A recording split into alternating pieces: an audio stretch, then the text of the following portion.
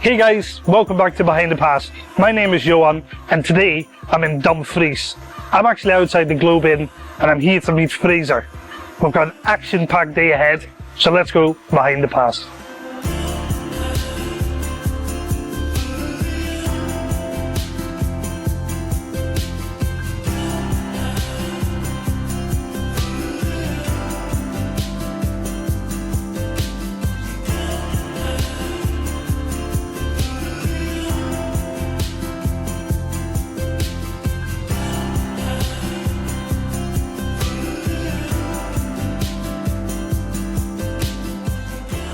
Fraser.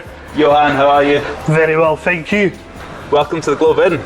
Awesome, I'm very much looking forward to it. Very excited to be here. Brilliant. We've got a lot planned today. We're going to have a look around the restaurant, we're going to have a look in the kitchen, eat some food, and then we're going to head over to the farm to see all the produce that makes everything we do so special. Super, thank you. Brilliant.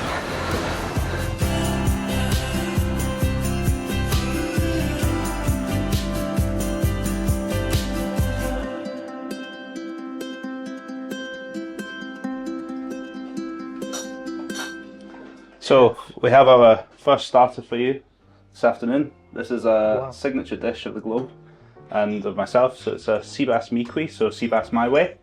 Start with lovely massive bass fillets, portion them down. We then cure them in salt, wash them off, rinse them in ice cold water for 30 minutes. Yeah. We then brine them a little bit in a sweet cure mix, and then blowtorch the skin, and that's it. So when you cut into it, you should have this lovely cooked ring around the outside and then a lovely raw ring through the middle. So it's a kind of bit of a best of both worlds. Fantastic. And we think it goes lovely with beetroot. So we have baby beetroot, we've got perilla vinegar beetroot, we have pickled beetroot, we've got salt baked beetroot, and then loads of cress from the gardens. We've got a red vein sorrel, fennel crowns, fennel fronds, some sea purslane that we've grown. And just to finish it off, because why not, we have some lovely Petrusian Dorenki caviar, which is just mind-blowing. It looks beautiful, chef, and it's so nice that it comes from the kitchen garden straight to the plate. Brilliant. No, it's something that we're very passionate about, is being able to serve what's right on our doorstep and something that is the best. That we're, as a chef, that's the dream, is having something that's right there within 20 minutes is in our kitchen and able to serve to the guests.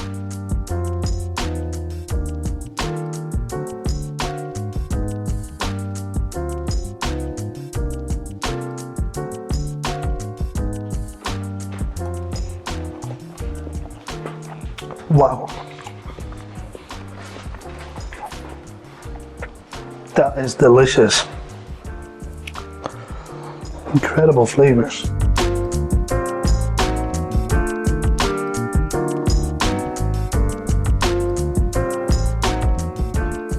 So our next course is our steak tartare. Yes. So this is a staple on our lunch menu. We sell a lot of beef here, and we're really lucky that our beef comes from Nether Farm, which is 3.1 miles from our front door to their farm front door. Incredible. It only ever travels as far as the abattoir in Lockerbie and then back to here, so we're really, really lucky. And we only ever use Galloway beef, like the breeder beef, and it's due to the fat content and the marbling through it. So this is prime fillet, but the flavour that you get from the fat is it's incredible. Yeah. Again, we try and freshen it up a lot with salad and herbs from the garden. A little bit of pickle through there just to kind of keep it fresh and keep you guessing what's going on. We like to draw you in with flavours that you know and then lead you astray, so that's a little bit of fun. Super exciting. And it wouldn't be a steak tartare without an egg, so we actually have a poached quail's egg in the middle there as well, just to a nod to tradition. Yeah, the smell that comes to me is incredible. Steak tartare is one of my favourite dishes. If I see it on the menu, it's one thing I'll always go for. Good. No, it's one of my favourites as well, so please enjoy. Thank you.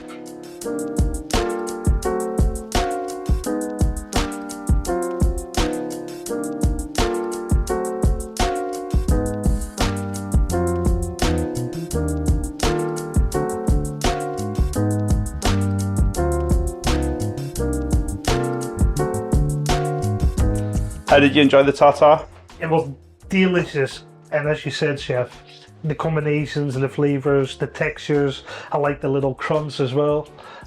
Fantastic. Perfect, good. So our next course is Scottish scallops, so we get these hand dyed from Orkney. Oh wow. Just cooked it in a pan, finished it with nage sauce, our vegetables of kohlrabi, some carrots, and then right at the end, a little bit of theatre at the table. I love this. It's a kohlrabi that we filled with dill oil. Wow. Incredible. I don't know where to look. There, here. Fantastic. The guests absolutely love this. It's a really cool thing. We've done it with a couple of other vegetables as well, but the kohlrabi seems to be a favourite. Just with the leaves, the green, and then you have the green oil come out of it as well. It's just, and again, the smell. It's incredible. Good. We really kind of focus a lot on our sauces as well. So we start with great stock. We make everything from scratch, all the stocks from scratch, and we find that gives us the best sauces that we can. There's so many places that are happy to use something bought in, but we much prefer having the control over it, the control over the flavour, the consistency, the quality. You're absolutely right, and you taste that back in the dishes. Good. I can taste the time, the effort, the love you put into it. Good. That's what makes it worth it at the end of the day. Is when the guest goes away and enjoys it and goes, oh my god, the sauce, crazy, Yeah, the depth of flavour. Even looking at the dish, you can see it's thoughtful. The skill there. It's beautiful. Thank you, Chef. Brilliant. Well, enjoy this course. Thank you. Thank you.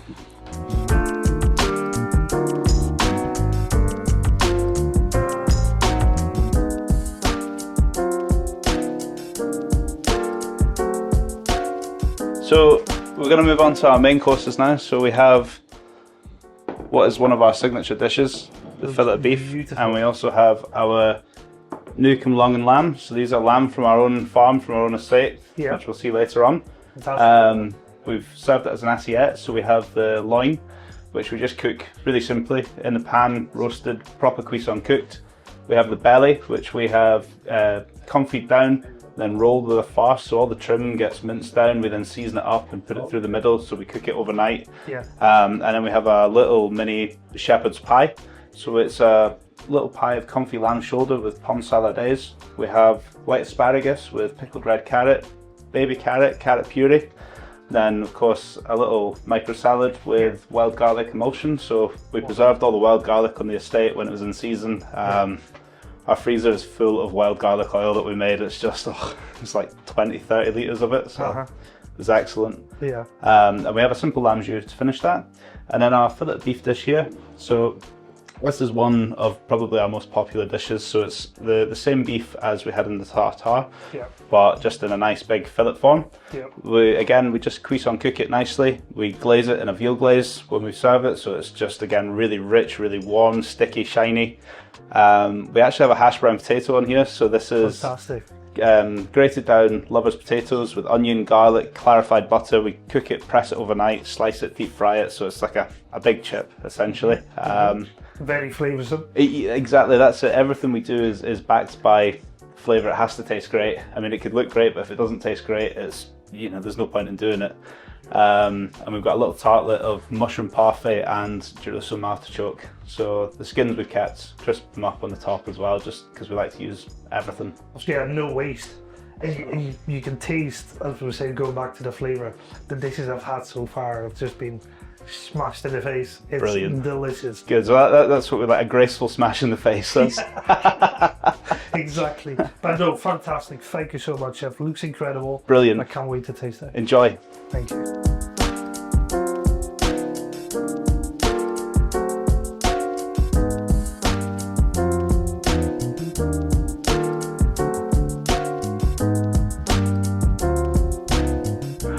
Now, I've tried food, right? And you sit down and you taste it. But this is a whole different level. Whole different level.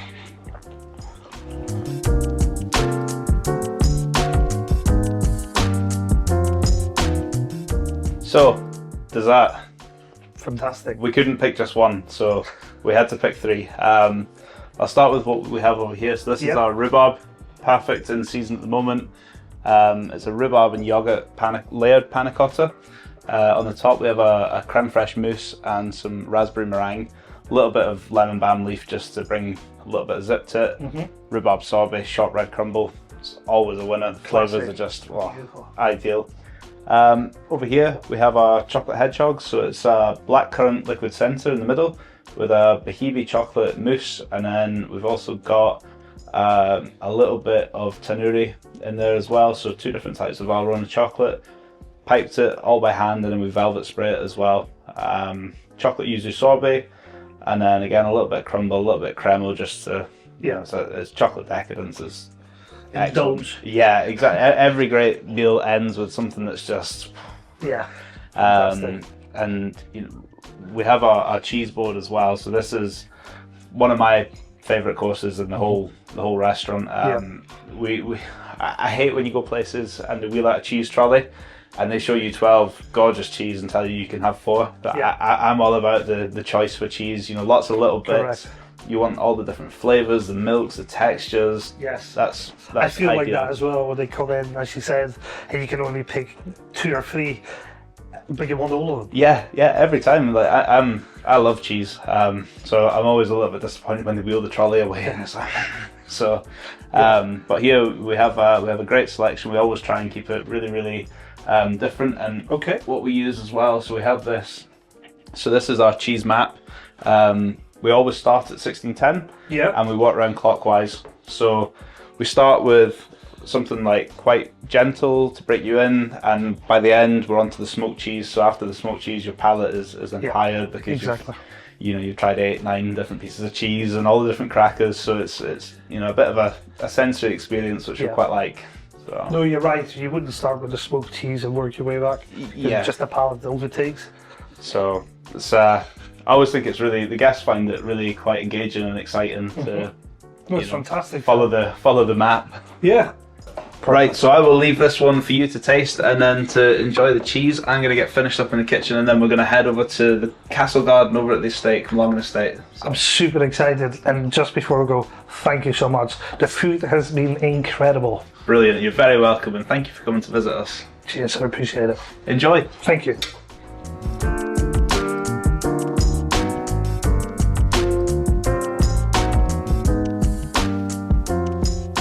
So you've got the green Mizuna, red Mizuna, and that little guy over there is a rocket. And nice and peppery. Yeah, Chef Fraser uses the little micro leaves in the kitchen, and as you can see, we've done loads of harvest already. Yeah. And you cut it, and then it comes again. That one there, you see, it's just coming through again with the more you cut it, the more smaller, jaggedy leaves come through. So it's actually really perfect. Fantastic. And then I'm just looking behind us as well. Which looks incredible. Yeah, it's for someone like myself, it's an absolute dream to work with Helen, to have the garden, and as we drove over here, it's 10-15 minutes. It's right on our doorstep, and nowhere else has this produce because it's ours. We've got total control over what size we want to take it. What if we want to grow something sweet? If we want to grow something sour, savoury, bitter, sharp? It's and obviously we're dictated by the seasons, but with somebody like Helen's knowledge, we're able to really create something that's one of a kind and special, and we're so lucky to have that. To be able to have that, yeah. And as I said, I've tasted this amazing produce from the garden today. It was fantastic, and just again to link it all together just makes the story amazing. Because we've talked about it before, you'll go to the shop or you order from a supplier, it might have been 2-3 days old. Yeah, and that's the thing. A lot of micro herbs, for example, you get them, they're 3 days old. 60% of it's going in the bin, and the amount of plastic packaging that comes with that as well. There's so many places that throw the sustainability word around, but without actually doing anything about it or backing it up with anything. So we were super proud to be able to have our own stuff, grow our own things, and all within that 15-mile radius. As you said, you know exactly where it's coming from, how it's been produced. Then it goes onto the plate. I'm sure you're lucky enough to taste it in the restaurant at some stages as well. Definitely, that's one of the bonuses. But yeah, like the microgreens, I start them off. You've got about 2 weeks before they sprout, and then I tell Fraser they're coming, and deliveries twice a week. Keep them coming. Helen will ask us what we need on a Tuesday evening, Tuesday afternoon, and then by Wednesday morning she's able to arrive to the garden here, pick it in the morning when it's full of water, when it's at its freshest, and then you know, by the time lunch comes around, it's on the plate and the guests eating it, which is, it's incredible. It's incredible. I'm so lucky to be able to have the opportunity to come here. So thank you. You're welcome. I really appreciate his dream growing for a chef with this skill. I think as a chef, we love a kitchen garden. Yeah. It's something I've always been interested about as well. Like, I love, if I know there's a kitchen garden or a pony tunnel somewhere where I drive past, I'll always look over it, try to get a conversation going. Yeah, I think it's one of those things that we spoke about earlier, like with food and wine. It's one of those learning journeys that, you know, wherever you go, you're going to learn something, you're going to see something, and you know, take that back with you on your own journey. What's next, Chef? Right, well, I think to wrap up this little garden tour, I think we should go and have a quick look at the castle, meet the owners, and then meet the pigs. Fantastic. Onwards. Follow me.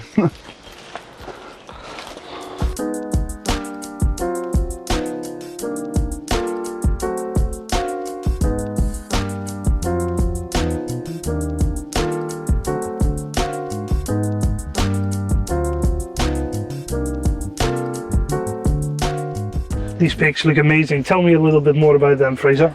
So I think a big thing for us is again the quality control and making sure what we have is sustainable, and a big part of that is, you know, sourcing our own protein. So to have the space on the estate here come along, and that we were able to bring in our own pigs, our own lambs, our own chickens, it's just, you know, it gives us the quality of produce that is second to none. You know, we're not going to get that anywhere else. You're in full control. Yeah, and it's all part of the story as well. You know, it's only ever travelled from here to our kitchen. It's you know, we've managed to completely control everything, and at the end of the day get a product that's really high quality. We know that it's had the best life it could have as well, which I think is really important. It's we know what it's been fed with, we know absolutely everything about them, so the finished product for us and what the guest is getting is going to be second to none. Inspiration wise, where do you get your inspiration from, Chef? A lot from here at the farm and the estate. It's really nice to come out, and you've seen today, you spend some time walking around the grounds. It's been an amazing day. It's been full on busy. Yeah. But that's what we like.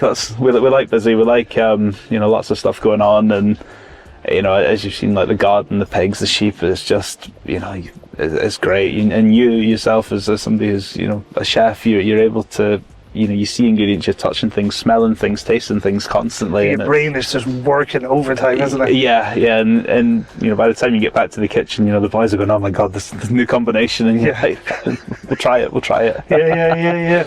Trial and error. Oh, So, absolutely. yeah. So, a personal question, because a lot of people think that, you know, chefs are extremely busy, we work long hours, hot and stressful. When you get a day off to yourself, what do you enjoy doing? I enjoy taking the dog out. I've got a golden retriever. It's called Winston. He's a big fluff ball.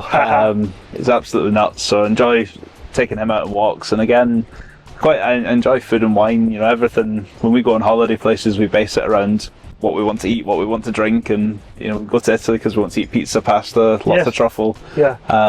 So for me, food and drink is not just a job. It's a way of life. It's a lifestyle. You're absolutely right, and I think exactly the same. We're out.